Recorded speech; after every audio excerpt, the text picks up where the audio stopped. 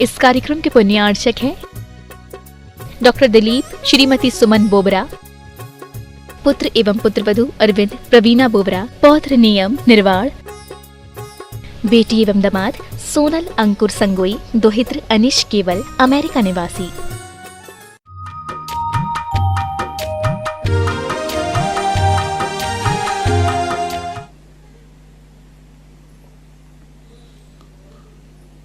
नमो अरिहन्तार्णं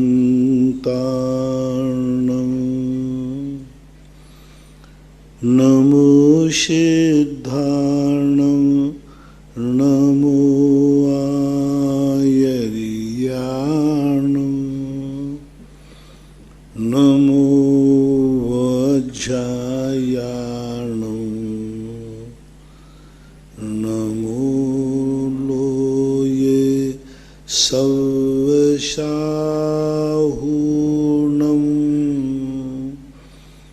पंच परमेष्टि भगवान की जय। आचार्य श्री गुरुवर कुंद कुंद महाराज की जय। आचार्य श्री गुरुवर विद्यासागर महाराज की जय हो। परम पूजनीय निर्यापक श्रमण पूज्य श्री सुधा सागर जी महाराज की जय हो। चुल्लक श्री धैर्य सागर जी महाराज की जय हो। पूज्य श्री के चरणों में समस्त जिज्ञासा करताओं की ओर से कोटि कोटि नमोस्तु। पूज्य श्री राजेंद्र कुमार जैन सोनीपत से पूछते हैं, नमोस्तु गुरुवर, कहते हैं शिखर जी की यात्रा के बाद किसी अन्य तीर्थ स्थान की यात्रा भी करनी चाहिए, उसका क्या औचित्य और महत्व है? ऐसा कोई कथन तो नहीं है, सिद्धांत तो नहीं है। करते हैं तो अच्छा है, लेकिन कोई सिद्धांत वाक्य नहीं है, ना कोई आर्ष वाक्य है। ये चर्चा में हो तो पता नहीं, करने में कोई बाधा नहीं।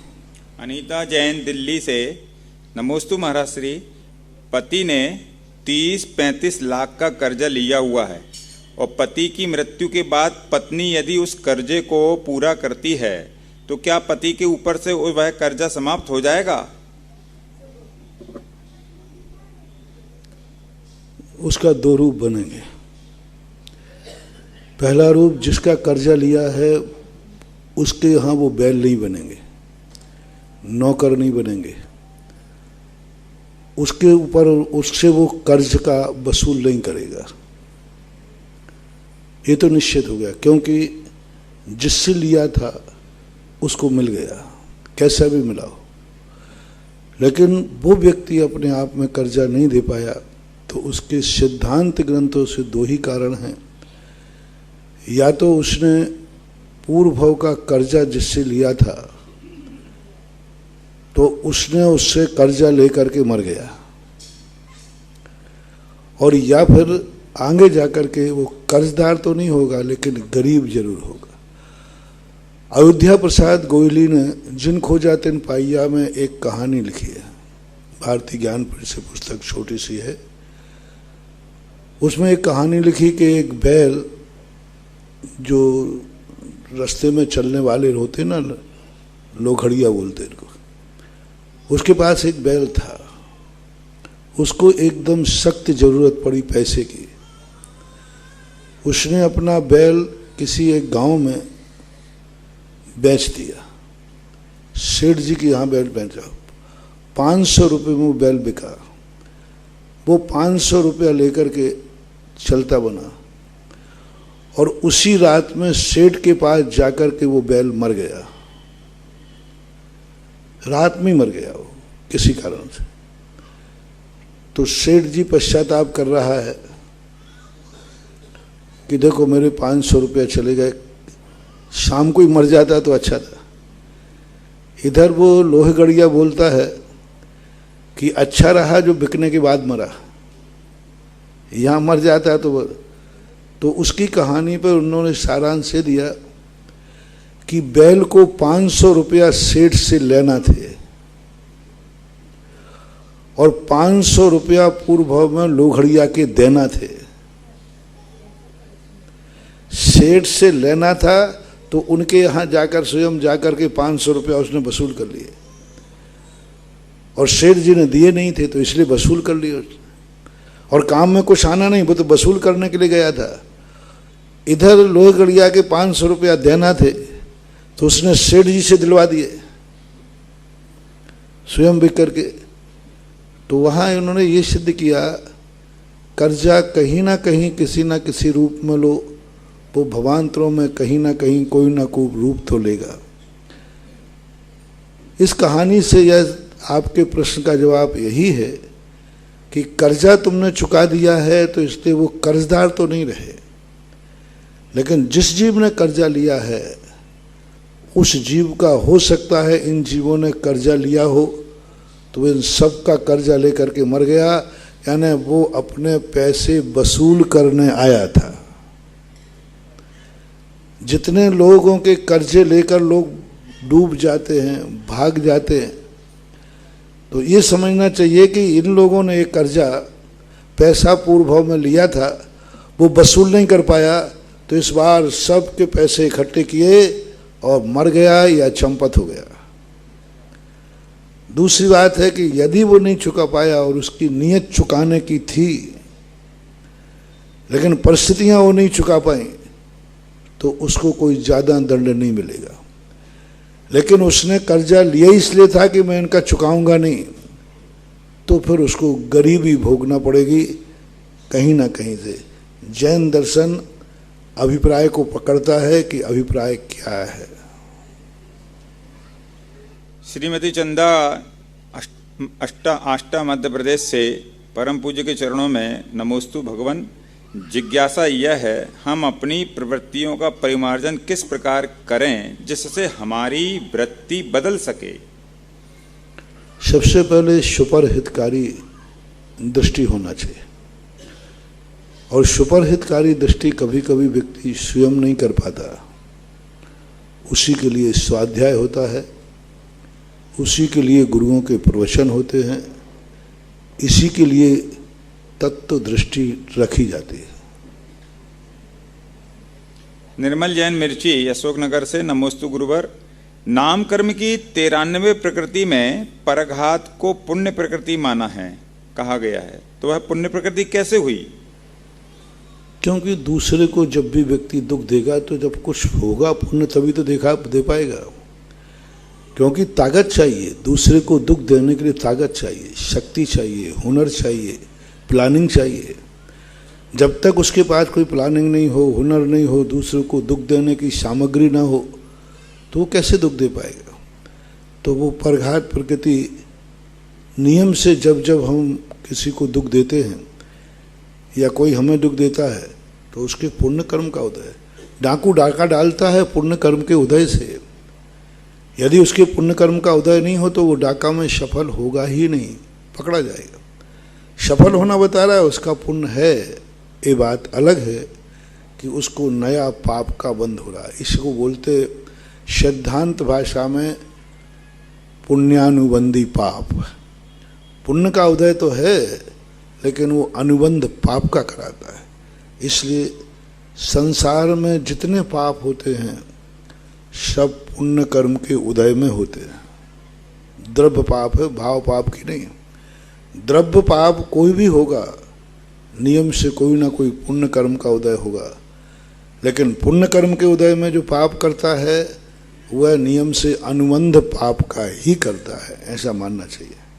अजित जैन एडवोकेट कोटा नगर महावीर नगर से महाराज श्री के चरणों में नमोस्तु। महाराज श्री, नींद, हवा, पानी, प्रकाश, प्रसन्नता, शांति, आनंद, वायु आदि सभी मुफ्त हैं, साथ ही मूल्यवान भी हैं, फिर भी हम लोग इस तरफ ध्यान नहीं दे पाते, आखिर ऐसा कैसे? ध्यान नहीं देने का परिणाम बाद में पछताना पड़ता है। जितना हम वायु की तरफ ध्यान नहीं देंगे, प्रदूषित करेंगे, हम परेशान होंगे। जल की तरफ ध्यान नहीं देंगे, जल से परेशान होंगे।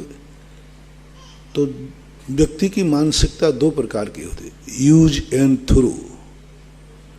यूज एंड थ्रो, अपना काम करो, बाद में कोई मतलब नहीं। लेकिन ऐसे लोग बाद में स्वयं उसी जाल में फंस जाते हैं जो जाल दूसरों को बिछाते हैं। जो दूसरों को दूषित करते हैं वो स्वयं ही उसमें फंस जाते हैं। इसका ध्यान नहीं रख पाते, विचार नहीं कर पाते। पवन कुमार अजमेरा एडवोकेट, मंदसौर, मध्य प्रदेश। महाराज श्री के चरणों में पूज्य कोटि कोटि नमोस्तु, वंदन, त्रिकाल नमोस्तु। मेरी जिज्ञासा है, परिवार में रहते हुए जीवन के अंतिम पड़ाव में जिम्मेदारियों से उन्मुक्त होना चाहता हूँ, किंतु परिवार में आने वाली पीढ़ी समय से पूर्व साथ छोड़कर चली गई। वह उनकी पीढ़ी की जिम्मेदारी मेरे अपने कंधों पर आ पड़ी। यह मेरे किस कर्म का फल मानना चाहिए और इस जिम्मेदारी के प्रति मेरा क्या कर्तव्य है? अशुभ कर्म का उदय मानना चाहिए,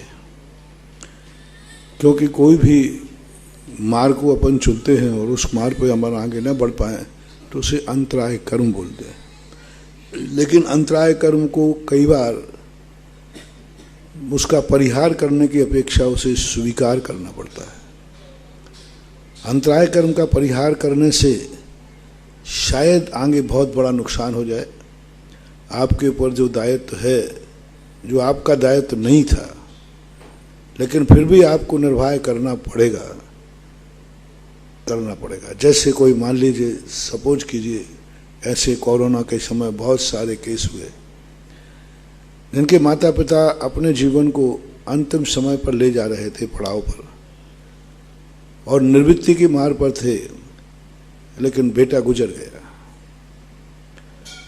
अब उनके सामने एक समस्या है, निर्वृत्ति मार्ग लें, वो धंधा पानी सब छोड़ चुके थे, और या पोते के लिए व्यवस्था करें। बेटा चला गया, पोता है और दादाजी है, बस। पोता बहुत छोटा है। अब स्थिति क्या करें?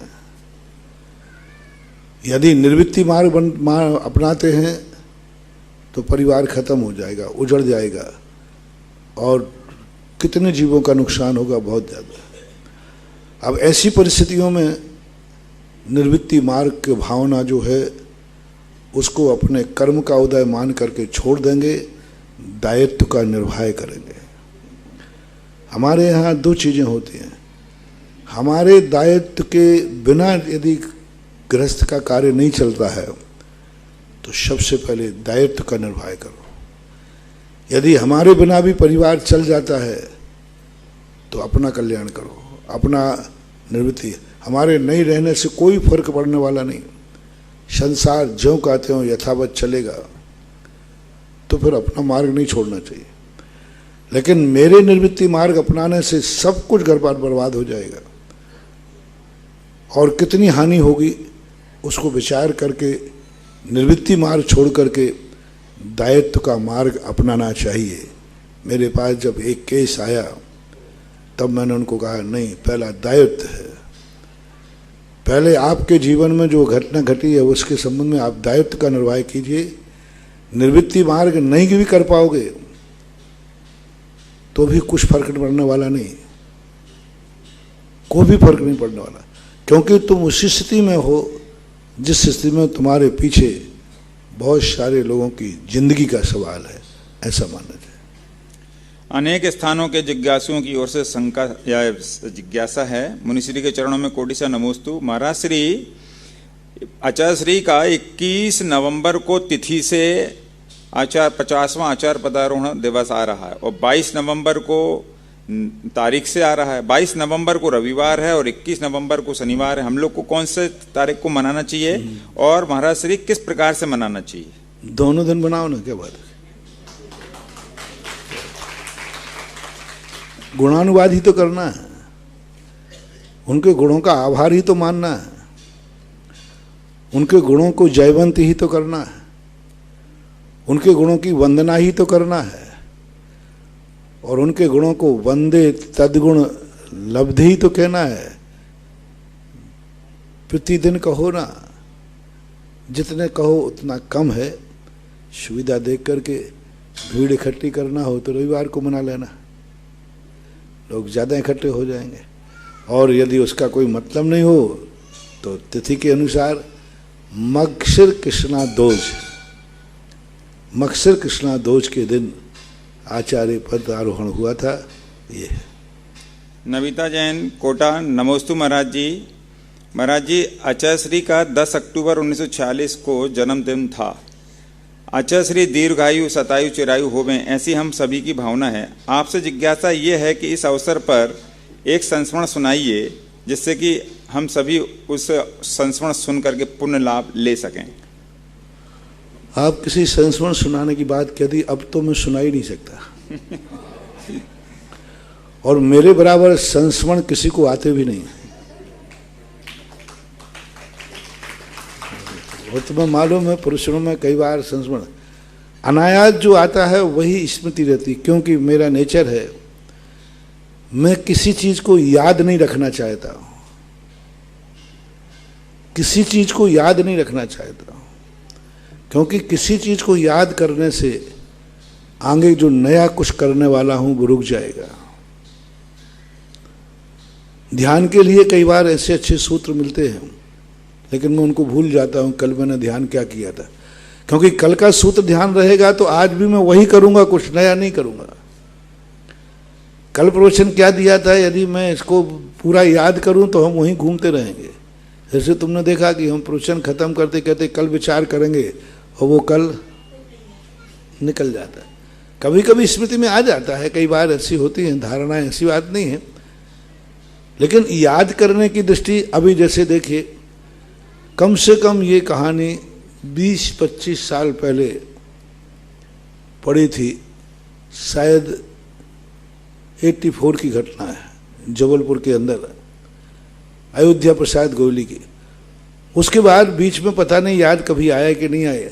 आपने प्रश्न किया 20-25 साल पुराना पड़ा हुआ और मैंने याद नहीं किया था और ये सोच के नहीं था याद कर लो जिज्ञासा समाधान में काम आएगा, लेकिन पड़ी होगी धारणा में पड़ गई, वो इतना गहरा भाव कर गई, वो इतनी गहराई से पढ़ लिया उसको कि 25 साल के बाद भी अब अनायास। अब तुम कहते कि महाराज जी अयोध्या प्रसाद गोयली का कोई संस्मरण सुनाओ, तो मैं नहीं सुना पाऊँ, क्योंकि मैंने अयोध्या प्रसाद गोयली की कोई कहानी याद की ही नहीं है। अब याद किए बिना वस्तु को कोई कभी भी किसी भी समय सुनाना है तो वो तो वही वस्तु सुना सकते जिसको याद किया हो, और जिसको मात पड़ा हो वो तो अनायास ही आएगा। अब किसी दिन कभी कोई बात हो सकता है, अभी कोई प्रश्न आ जाए तो संस्मरण आ जाए, चला करके तो नहीं सुना पाऊंगा, और क्योंकि मुझे कौन सा सुनाऊं, इतना भंडार है कि अभी मैं इसी में उलझ जाऊंगा, ये सुनाऊं कि ये सुनाऊं कि ये सुनाऊं, क्योंकि एक से बढ़कर एक है। इसलिए जब आ जाए, इसलिए इतने प्रवचन दिए हैं, इन प्रवचनों में सुन सुन करके यदि आचार्य श्री के संस्मरण मेरे प्रवचनों से भी इकट्ठे करें तो कम से कम 1000-1500 पृष्ठ का आचार्य विद्यासागर संस्मरण ग्रंथ बन जाएगा। अभी तक मैं क्योंकि कितने प्रवचन हो चुके, 25-26 साल तो राजस्थान में हो रहे हैं और शायद ही कभी कोई प्रवचन नहीं हो। प्रवचन तो कुछ ना कुछ हुआ ही है प्रतिदिन, कोई एक आध बार 2 बार कभी नहीं हुए तो बाकी हुए। तो आप अंदाज लगा सकते हैं 25 × 365, 365 पर ईयर के, एक साल के, तो अब कितने प्रवचन हो गए। इन प्रवचनों में से आप उठाइए, आपको सब कहीं मिल जाएगा, क्योंकि मेरा दुनिया में बोला हुआ गायब हो ही नहीं सकता, क्योंकि ये सामने लगे हुए हैं, तुरंत यूट्यूब में पहुंच जाएगा और अमर हो जाएगा। और कहीं नहीं मिले हमारी कैसेट, तो जो हमारे दुश्मन होते हैं उनके घरों में तो आज भी कैसेट रखी, भक्तों के यहाँ नहीं मिलेगी। हमारे प्रश्न की विशेषता होती है कि भक्त तो सोते हुए सुनता है और दुश्मन जागते हुए सुनता है। भक्त सोते इसलिए सुन रहा है, बोले क्या सुनना, महाराज ने जो कहा वो सब सही है। वो कहते क्या सुनना, बोले महाराज ने जो कहा वो सब सही है। और भक्त जो दुश्मन होता है वो कहता नहीं, सावधानी से सुनो कहाँ चूक रहे हैं। तो ये संस्मरणों की बात है, आप खुद संग्रह करना शुरू कीजिए और उसको अपने आप में सुन लीजिए। महेंद्र जैन पत्रकार इंदौर से, नमोस्तु गुरुवर। गुरुवर कहते हैं कि सत्य जब घर से बाहर निकलता है तब तक झूठ पूरी दुनिया घूम लेता है। महाराज जी, फिर भी सत्य तो सत्य होता है। जिज्ञासा है कि आखिर झूठ सत्य से आगे कैसे भाग जाता है। कौन? सत्य जब घर से बाहर निकलता है तब सत्य जब घर से बाहर निकलता है तब तक झूठ पूरी दुनिया घूम लेता है। महाराज जी, फिर भी सत्य तो सत्य होता है। जिज्ञासा है कि आखिर झूठ सत्य से आगे कैसे भाग पाता है। ये आपकी कल्पना है। सत्य का घर ही नहीं होता, वो घर से बाहर क्या निकलेगा।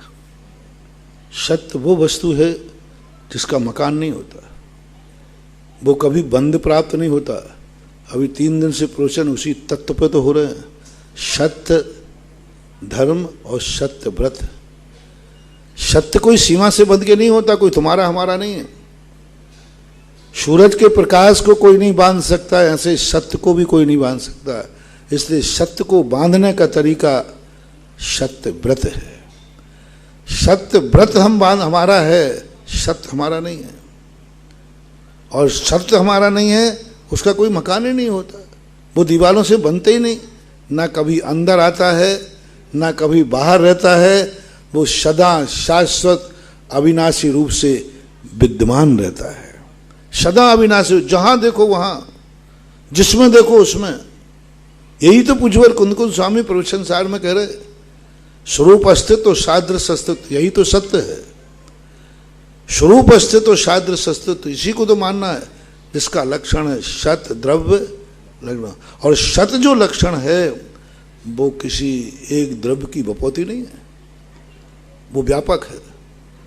जो व्यापक है वही सत्य है, और जो हमारे से सीमित है वो सत्य नहीं है, सत्य व्रत है। ये बात अलग है कि सत्य व्रत सत्य से अलग नहीं होता, लेकिन सत्य व्रत बहुत अंतर होता है। यूँ मान लीजिए, एक समूचा एक रोटी ले लीजिए और ग्रास ले लीजिए। आप रोटी खाते हैं या ग्रास खाते हैं? तो ग्रास को रोटी क्यों नहीं कहते? उससे अलग नहीं है, लेकिन वह भी नहीं है। तो सत्यव्रत एक टुकड़ा है, सत्यव्रत एक अंश है। सत्यव्रत उस सागर में से भरा हुआ एक लोटे में पानी है। सत्यव्रत दीपक का प्रकाश है, और सत्य सूरज का प्रकाश है। किसी भी चीज को हम अपनी मुट्ठी में एक सारी, यूं कहना चाहिए सत्यव्रत श्वासोश्वास है, और सत्य हवा है। हवा किसकी है? हवा किसकी है? किसका अधिकार? लेकिन श्वासोश्वास ये व्रत है। हवा का घात करना नहीं घटना तुम्हारे बस की बात नहीं है। श्वास का घात कर सकते हो, श्वास का घात कर सकते हो, श्वास रोक सकते हो, श्वास छोड़ सकते हो, लेकिन हवा को ना छोड़ सकते हो और ना ग्रहण कर सकते हो। हालांकि श्वास में भी वही हवाएं हैं, लेकिन हवा जब श्वास का रूप धारण कर लेती है उसको सत्य व्रत बोलते हैं। और हवा जब हवा के रूप में रहती है तब सत्य रहता है। ये जो आपकी कल्पना सत्य के संबंध में है, ये सत्य की तरफ से निराकृत की जाती है। वो कहीं बाहर निकलता नहीं, कहीं बाहर आता नहीं, वो सर्वव्यापी सर्वत्र सदा विद्यमान रहता है। कमला देवी कोटा से प्रातःकालीन स्तुति में अंचेमी पूजेमी बंदामी नमस्यामी दुखखो कम्मखो ये आता है। महाराज श्री, इसका अर्थ क्या है? कृपया इसका अर्थ समझाने की कृपा करें। इसका अर्थ उनके शब्दों में अंचेमी अर्चना करता हूँ। अर्चना का अर्थ होता है मैं आपके गुणों का आचरण करता हूँ। अर्चना अर्चित करना, उसको स्वीकार करना। पूज्यामी मैं आपके गुणों की पूजा करता हूँ, आपके गुणों की प्रशंसा करता हूँ। अंचेमी पूज्यमी बंदामी बंदामी आपके गुणों के सामने मैं नतमस्तक हूँ। नमस्यामी आपके लिए, आपके उन गुणों के लिए मैं अपना आपके सब कुछ निछावर करता हूँ। नमस्कार का अर्थ है सब कुछ निछावर कर देना, सब कुछ निछावर करता हूँ। बंदामी का अर्थ है मैं आपके गुणों के सामने नतमस्तक हूँ। और पूज्यमी का अर्थ है मैं आपके गुणों की प्रशंसा करता हूँ। और अंशमी का अर्थ है मैं आपके गुणों को स्वीकार करता हूँ। इस प्रकार के दुखखो कम्मखो दुखों को इन ये सब करने का आपका अभिप्राय कि मेरा अभिप्राय क्या है? आपके गुणों को मैं क्यों चाहता हूँ? आपके गुणों की प्रशंसा क्यों करता हूँ? आपके गुणों के सामने नतमस्तक क्यों हूँ? आपको समर्पित क्यों होना चाहता हूँ?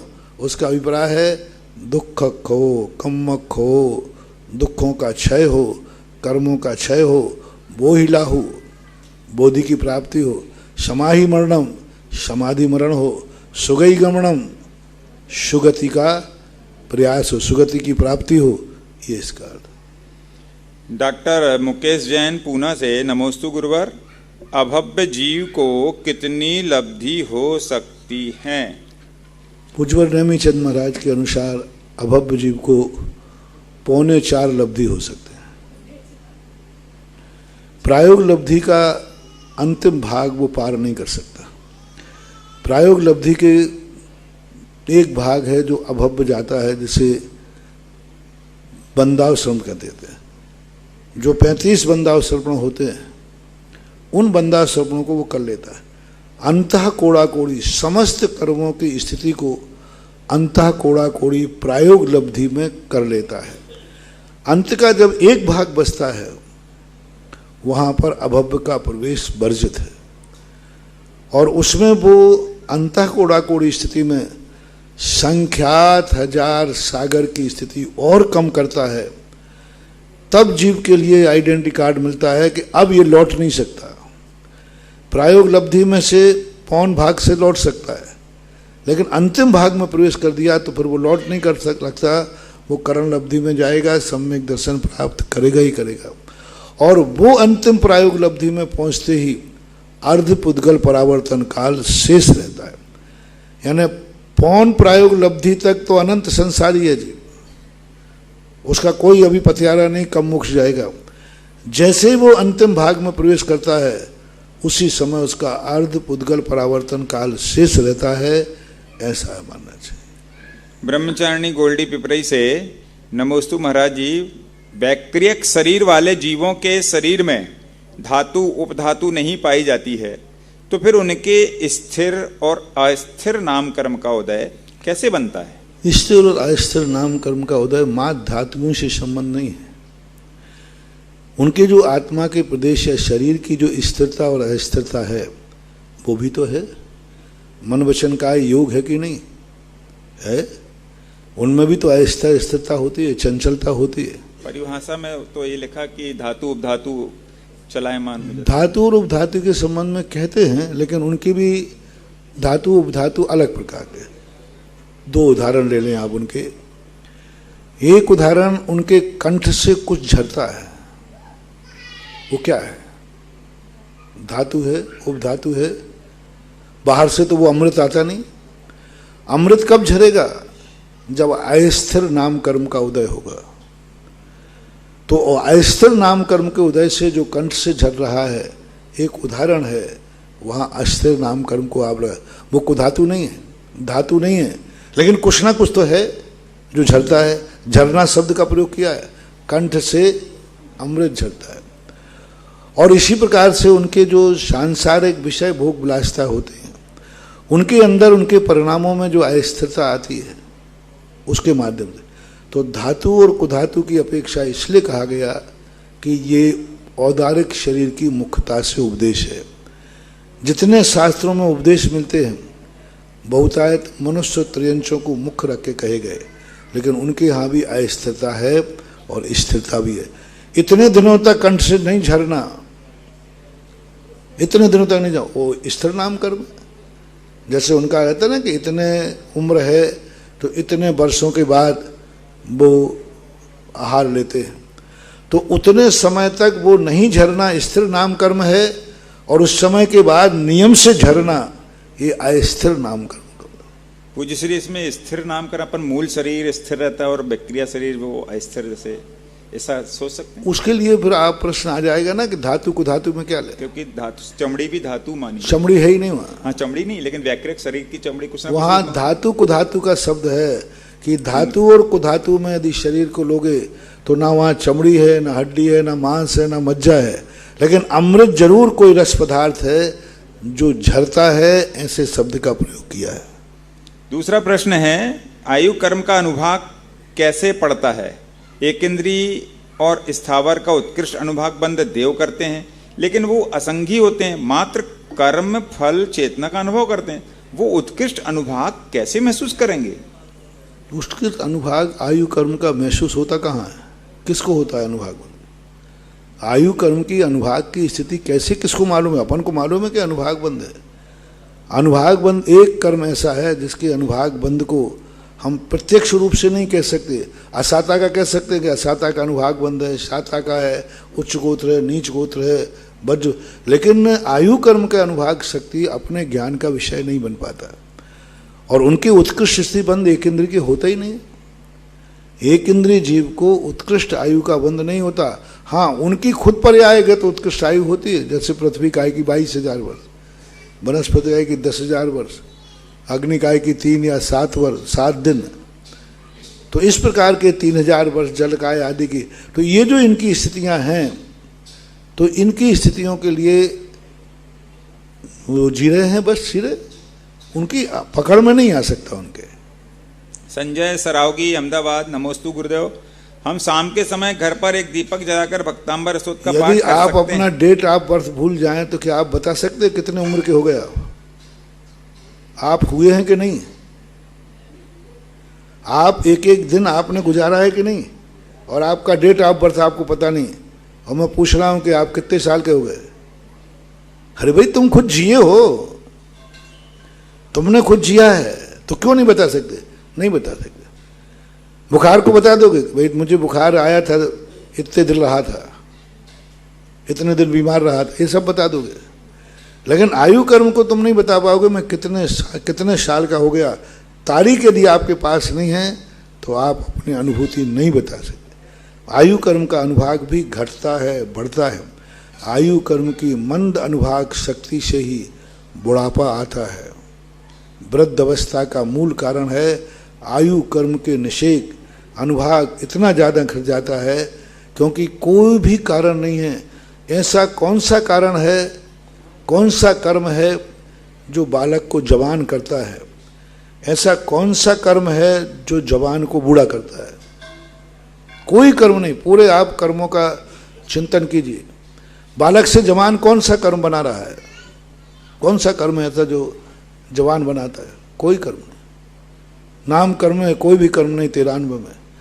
जवान बालक को जवान बनाता है आयु कर्म का तीव्र अनुभाग।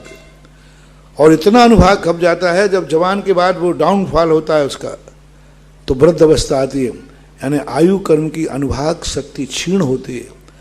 और जैसे ही आयु कर्म की अनुभाग शक्ति क्षीण होती है तो मानसिक जोश, वाचनिक जोश, कायिक जोश धीरे धीरे सब में शिथिलता आना शुरू होता है, और जीवन की जरा अवस्था धीरे धीरे करके आयु समाप्त होती है। ये आगम से नहीं कह रहा हूँ, अनुमान से कह रहा हूँ।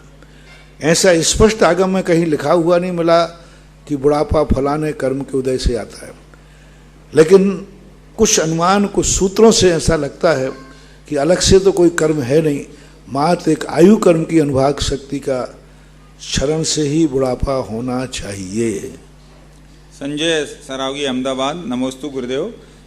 क्या हम शाम के समय पर घर पर एक दीपक जलाकर भक्तांबर स्तोत्र पाठ कर सकते हैं? मंगल के रूप में जलाइए, शगुन के रूप में जलाइए। रिद्धि सिद्धि पढ़ करके न जलाएं अकेले तो अच्छा है। रीमा जैन, नमोस्तु गुरुदेव। दर्शन मोहिनी कर्म का क्षय कैसे किया जा सकता है? दर्शन मोहिनी कर्म का क्षय करने का पहले तो क्षयोपशम करिए ना, पहले उपशम कीजिए। और क्षयोपशम उपशम करने का एक ही तरीका है। पूज्यवर समंत भद्र महाराज ने कहा, सच्चे देव शास्त्र गुरु को पहचानें, समझें और उनके स्वरूप को जान करके और अपने जीवन में ये भाव करें कि मैं भी उस रूप को प्राप्त हूँ, तो हमारे दर्शन मोहिनी का क्षय क्षयोपशम बनता है। ब्रह्मदेव सूर्य ने द्रव्य संग्रह के अंदर कहा, बार बार शुद्ध आत्मा को देखकर, पवित्र आत्मा को देखकर पवित्र होने का भाव आना, भगवान को देखकर भगवान बनने का भाव आना, मुनि को देखकर मुनि बनने का भाव आना, गुणी को देखकर गुणवान बनने का भाव आना, तो जो भाव परिणाम में चल रहा है अभिमुख होना, ये दर्शन मोहिनी के क्षयोपशम बनाता है। और क्षय करने के लिए तो विशेष प्रक्रियाएं हैं, वो इस पंचम काल में नहीं है। चलो करें, हो गए। जिज्ञासा समाधान प्रोग्राम के प्रणेता परम पूज्य निर्यापक श्रमण मुनिपुंगव 108 सुधा सागर जी महाराज के पावन चरणों में जिनवाणी चैनल, सुधा कलश चैनल और पारस चैनल के माध्यम से देश विदेश में इस प्रोग्राम को देख रहे भक्तों की ओर से, यहाँ उपस्थित सभी धर्म प्रेमी बंधुओं की ओर से, साथ ही तीर्थ चांदखेड़ी की कमेटी की ओर से त्रिकाल बार नमोस्तु नमोस्तु नमोस्तु भगवान। प्रथम जिज्ञासा के लिए आमंत्रित हैं इंजीनियर भरतेश वैभव।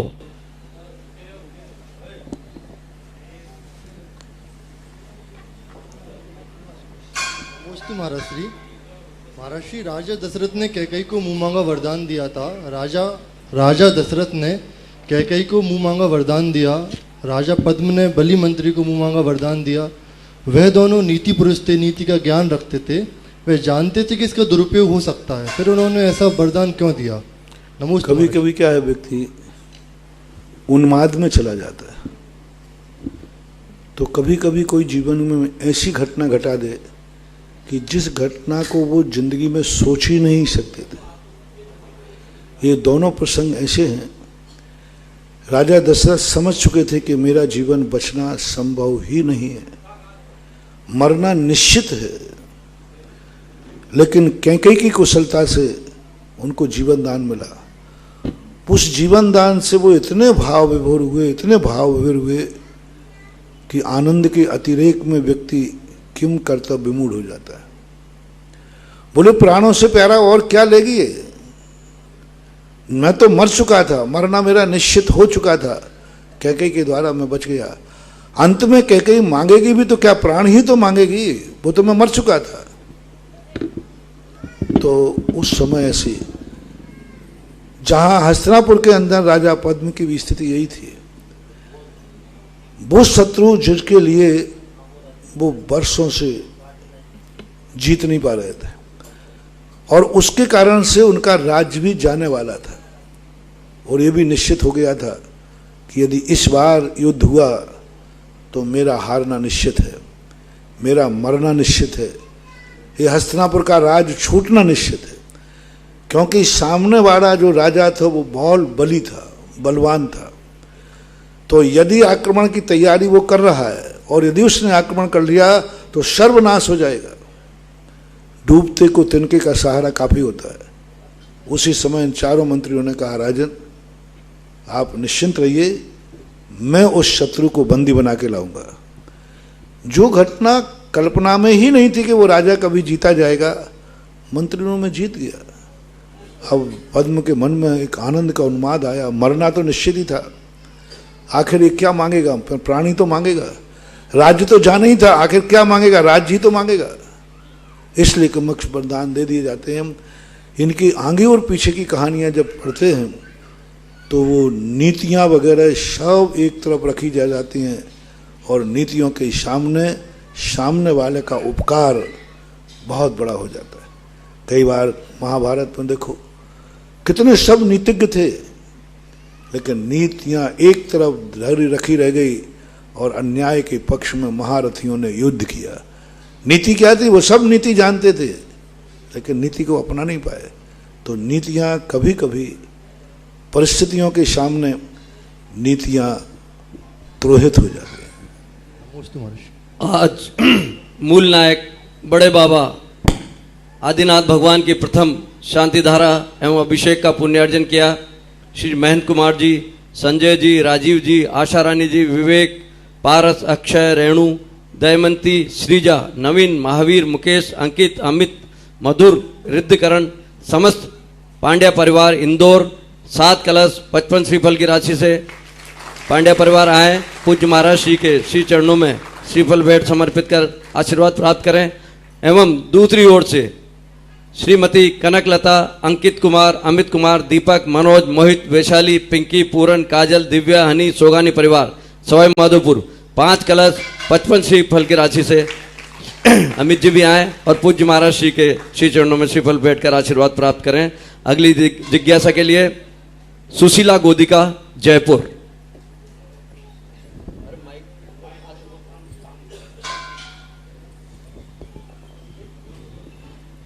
नमोस्तु महाराज श्री, नमोस्तु नमोस्तु नमोस्तु।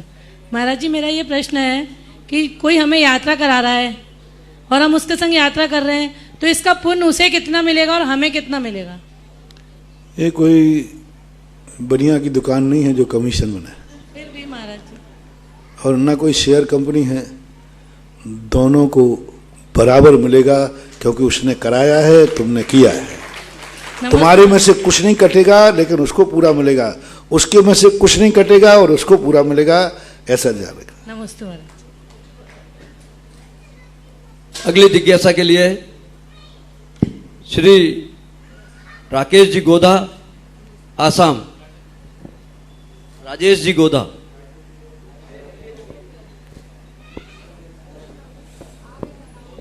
हेलो, गुरुवर के चरणों में कोटि कोटि नमन, कोटि कोटि नमन, कोटि कोटि नमन। हे गुरुदेव, मैं समझ ली सिकट जी यात्रा पे पहाड़ी पर चल रहा हूँ।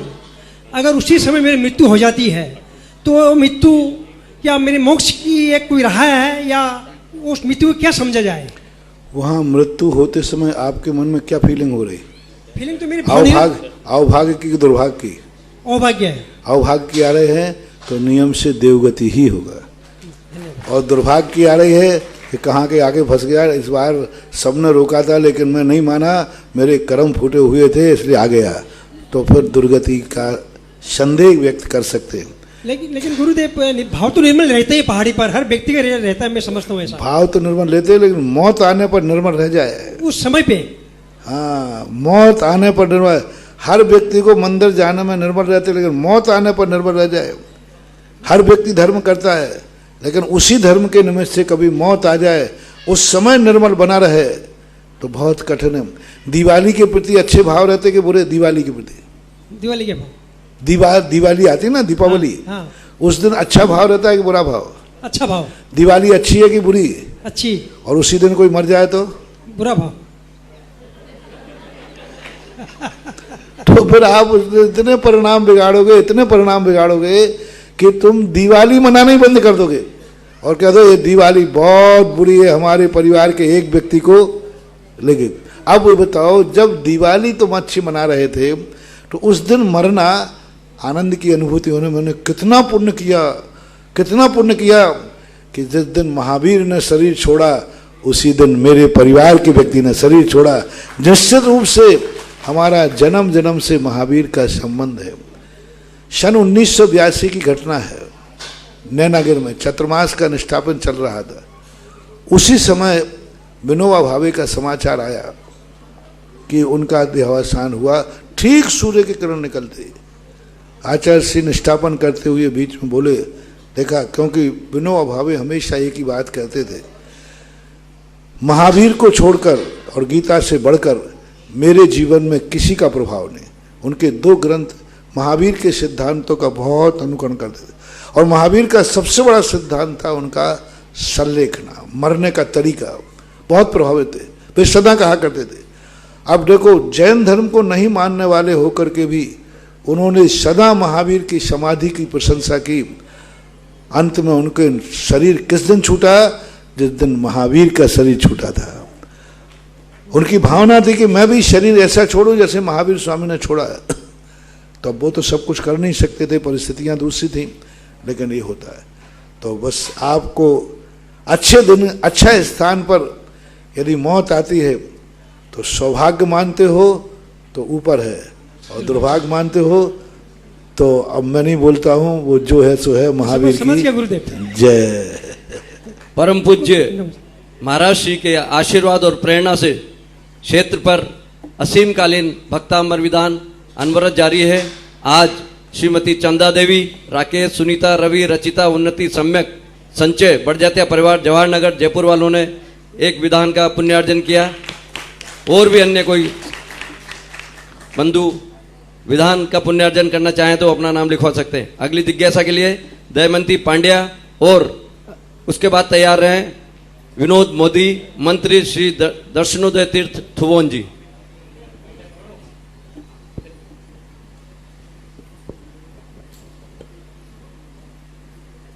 नमोस्तु महाराज श्री, नमोस्तु नमोस्तु नमोस्तु महाराज श्री। हम लोग चांदखेड़ी आए और हमें बहुत अच्छा लगा, आपका सानिध्य मिला, शांति धारा का पुण्य मिला। पर ये पुण्य जहाँ तक मैं समझती हूँ हमारे मम्मी पापा की वजह से मिला, तो हमें उनके इस पुण्य में किस प्रकार से हमें हमारा योगदान देना चाहिए? उनके पुण्य का एक ही, बड़ों के लिए पूज्यवर अकलंग स्वामी ने श्री राजवार्तिक में बहुत अच्छा दिया। बड़ों का हम क्या सहयोग कर सकते हैं? तो उन्होंने लिखा कि शिष्य पर गुरु का उपकार तो होता है, गुरु पर शिष्य गुरु के लिए क्या उपकार करे? मेरे ऊपर तो उपकार है, मान लो गुरु है तो शिष्य पर उपकार, शिष्य क्या उपकार करे गुरु पर? तो उन्होंने एक ही शब्द कहा, उनकी भावनाओं को, उनकी आज्ञाओं को सफल कर देना ही गुरु के ऊपर उपकार होता है। बड़े लोगों ने तुम्हें जन्म दिया, उन्होंने पाला पोसा, बड़ा किया, अब उनकी क्या भावना रही होगी? कभी पूछना। मैं कहा करता हूं कि हर बेटा अपने माँ बाप से अपनी इच्छाएं पूरी कराता है, कैसे भी करके कराता है, मना के कराता है, रो धोकर कराता है, धमकी देके कराता है। दुर्योधन जैसा है तो धमकी देके कराता है अपनी इच्छाएं, लेकिन कराता है और माँ बाप करते भी हैं। लेकिन हर बेटे को कभी माँ बाप से बैठ करके पूछना चाहिए, माँ बाप मम्मी पापा को, कि आपकी इच्छा क्या है? आपने मेरी हर इच्छा पूरी की है, अब मेरा मन कर रहा है कि मैं आपकी भी हर इच्छा पूरी कर सकूं। वो जल्दी बताएंगे नहीं। जितना जल्दी छोकरा माँ बाप के सामने अपनी इच्छा बता देता है, मुझे चॉकलेट चाहिए, अभी तुम बच्चे से पूछना क्या इच्छा है, तो बताने में कितनी देर लगाएगा? 1 मिनट बता देगा, मुझे ये चाहिए, मुझे ये चाहिए।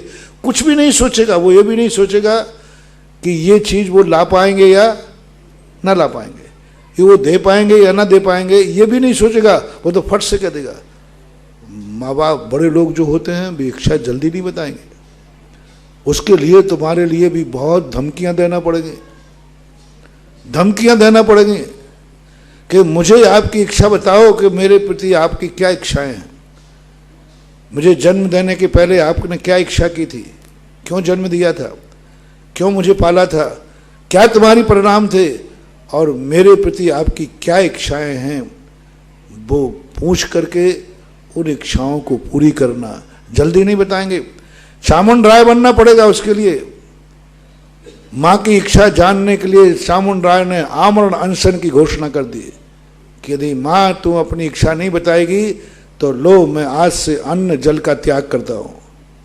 और बैठ गया ध्यान, मैं अन्न जल का त्याग करता हूँ। नहीं बताएगी तो बताना पड़ेगा। तब माँ को बताना पड़ा और इच्छा का परिणाम है गोमटेश बाहुबली। तो हमें उनकी इच्छाएं जानना है। कैसे जानना है? ये कला आपको आना चाहिए, शिष्य को ये कला आना चाहिए। गुरु की क्या इच्छा है, गुरु ने मुझे दीक्षा क्यों दी, गुरु ने मुझे क्यों पढ़ाया, गुरु ने मुझे संस्कार क्यों दिया, गुरु महाराज ने मुझे व्रत क्यों दिया। उनकी इच्छा हर शिष्य को जानना है और उनका अभिप्राय क्या था, वो क्या चाहते हैं, उस चाहत को पूरी करने का नाम ही उपकार है। आप लोगों को अपने गृहस्थ अवस्था में रहते हर व्यक्ति के एक जो भी संबंध हैं, उन संबंधों में एक ही, मेरी इच्छा इससे क्या पूरी होगी ये नहीं, मैं इसकी कौन सी इच्छा पूरी कर सकता हूं। तो माँ बाप की इच्छाओं को जानने का प्रयास करो और जो वो तुम्हारे प्रति भाव करते हैं वैसा बन के दिखाओ, वैसा करके दिखाओ। यही सबसे बड़ा उपकार होता है। विनोद मोदी और अगली जिज्ञासा के लिए तैयार हैं राजनंदिनी जैन पिड़ावा। हेलो, परम पूज्य गुरुदेव के परम पुनीत पावन चरणों में मेरा, मेरे परिवार का और श्री दर्शनोदय तीर्थ क्षेत्र कमेटी थुवन जी का 12 बार नमोस्तु नमोस्तु नमोस्तु।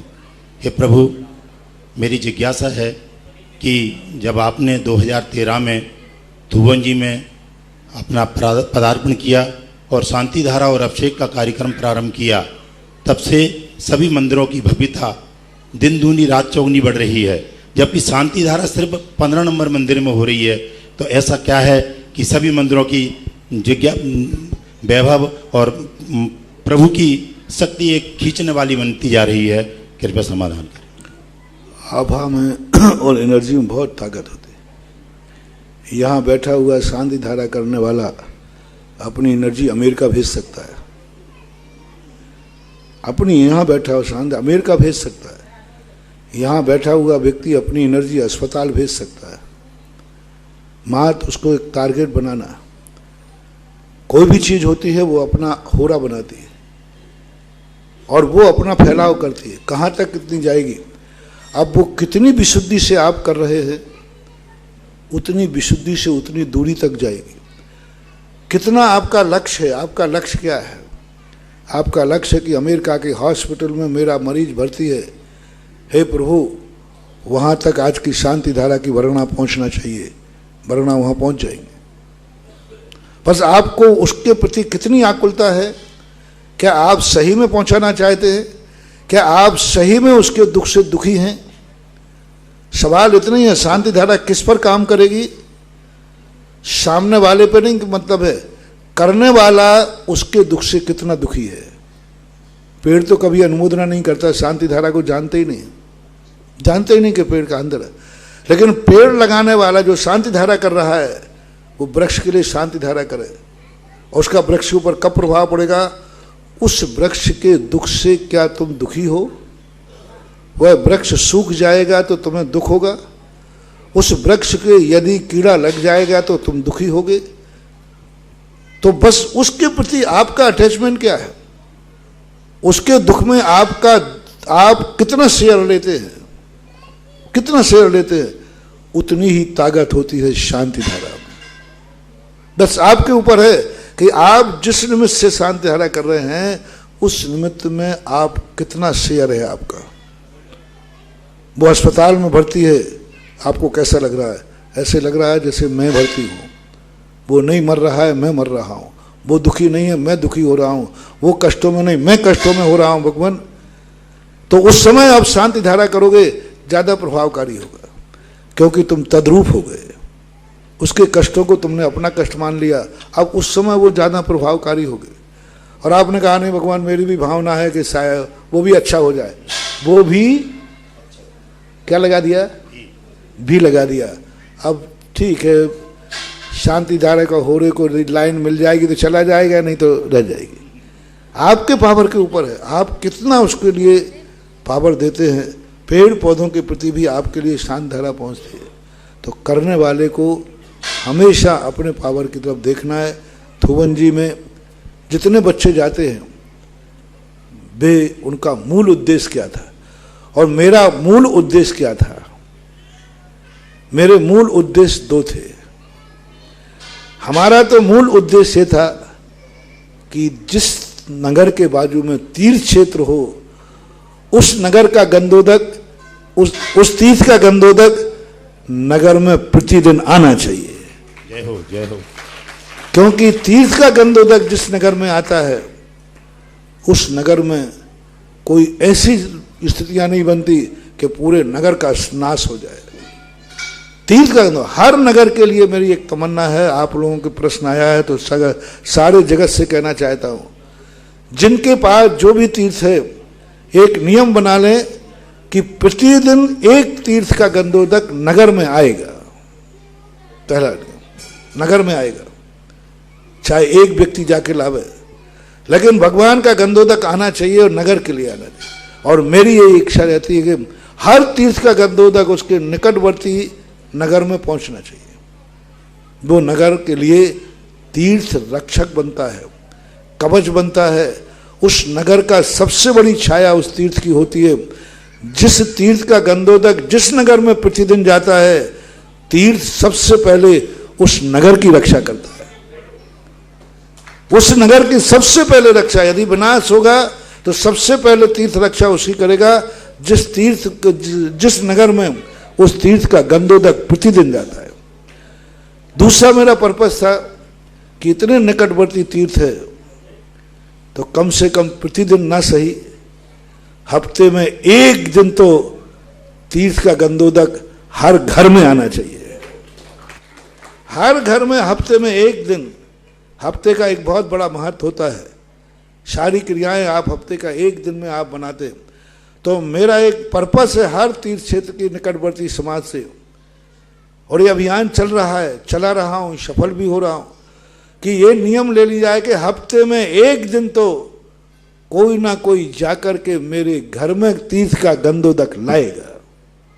तीर्थ का गंध हफ्ते में एक दिन तो लाएगा। प्रतिदिन जाते हैं तो कोई मनाही नहीं है। ये दो पर्पस थे। अब ये तो हुआ मेरा पर्पस। मेरा पर्पस थुवन जी नहीं है, मेरा पर्पस चंद्रोदय नहीं है, मेरा पर्पस है आप। मुझे तीर्थ का उद्धार नहीं करना, आपका उद्धार करना है।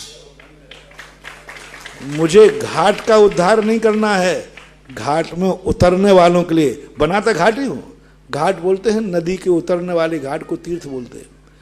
तो उस तीर्थ की रिपेयरिंग इसलिए नहीं करता हूं कि नदी का घाट अच्छा बने, इसलिए करता हूं कि मेरे भक्त उतरने वाले आसानी से घाट से नीचे उतर जाए। आसानी से घाट ही बनाता हूं, घाट भी सुधरवाता हूं, लेकिन उद्देश्य क्या है कि जो हमारे भक्त यहां से नदी पार करेंगे तो इस घाट से सरलता से उतर जाए। तो मैं तो इन तीर्थों को, भक्तों को संसार सागर से पार उतरने का घाट मानता हूं।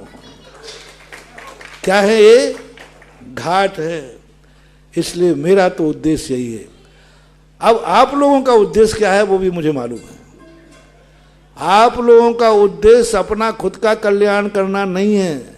आप लोगों का एक ही उद्देश्य होता है, हमारा निकटवर्ती तीर्थ क्षेत्र का विकास हो, आकाश की ऊंचाइयां छुएं और सारे जगत में इसका अतिशय प्रसिद्ध हो। शांति धारा करने वालों का, अशोकनगर वालों का क्या सबसे बड़ा उद्देश्य क्या है? अरे महाराज हमारे तो जो है सो है, तीर्थ का विकास होना चाहिए। तीर्थ का विकास होना तुम्हारा मुख्य है, तीर्थ का अतिशय होना मुख्य है। तो जो बच्चे जा रहे हैं, जो लोग जा रहे हैं, उनका उद्देश्य ही तीर्थ का विकास, तीर्थ का अतिशय बढ़ाना है, तीर्थ को सारे जगत में प्रसिद्ध करना है। इस भावना से तुम जब अभिषेक शांति धारा करते हो तो शांति धारा की वर्णाएं पूरे थोवन जी के मंदिरों में ही नहीं, सारे भारत के दिमागों तक भी जाती है। इसलिए भले तुम एक मंदिर में शांति धारा करो, लेकिन शांति धारा करने का पर्पस तो पूरे तीर्थ का विकास करना ही है। तो वर्णाएं वहां तक फैलती हैं। ये है इसका एक सिद्धांत जो मैंने आपको बताया। भगवान स्वरूप जैन और अगली जिज्ञासा के लिए तैयार हैं राजनंदिनी जैन पिड़ावा। मेरे भगवान, मेरे गुरु,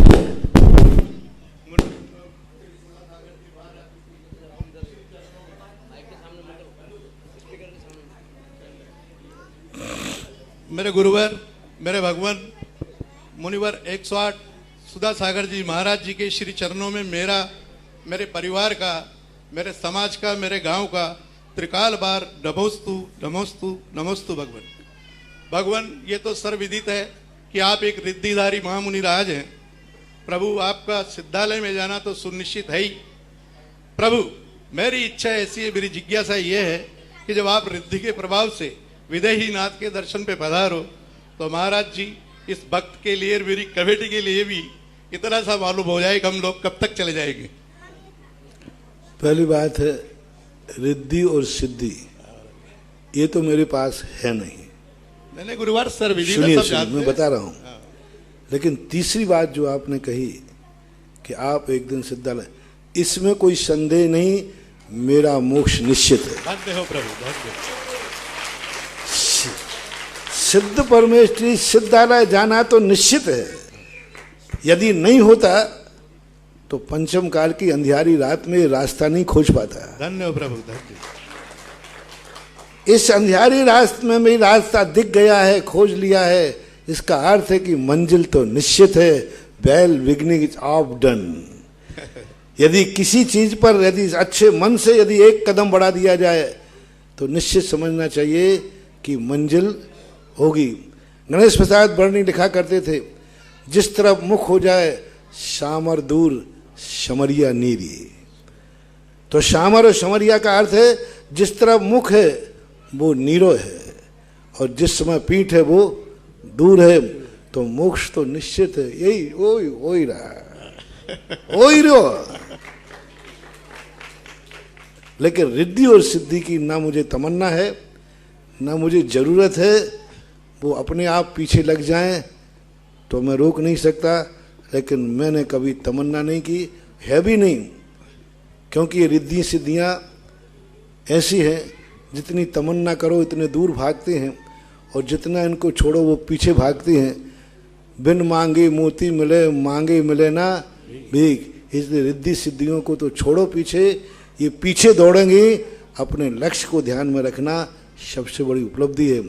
आप लोग भी ठीक है, मेरी गाड़ी में लाइट है, ये ठीक है भगवान, तुम्हारी गाड़ी में भगवान स्वरूप तुम्हारी गाड़ी की लाइट फ्यूज है, मेरी गाड़ी के पीछे डाल लो, जो हमारी गति सो तुम्हारी गति। धन्यवाद, नमस्ते महाराज जी, नमस्ते महाराज जी, नमस्ते। मैंने एक बार आचार्य श्री के ऊपर एक कविता लिखी थी, दीक्षा दिवस के ऊपर, उनके ऊपर कि हे भगवान, हे गुरुदेव, तुम्हारी अकल की नकल हमारी अकल ने की है, तुम्हारी अकल की नकल हमारी अकल ने की है, अतः जो तुम्हारी गति सो हमारी गति, जो तुम्हारी मति सो हमारी मति। इसलिए आ जाओ पीछे, जो हमारी गति होगी वो तुम्हारी गति होगी, और हमारी गति क्या होगी ये मैंने बता दिया।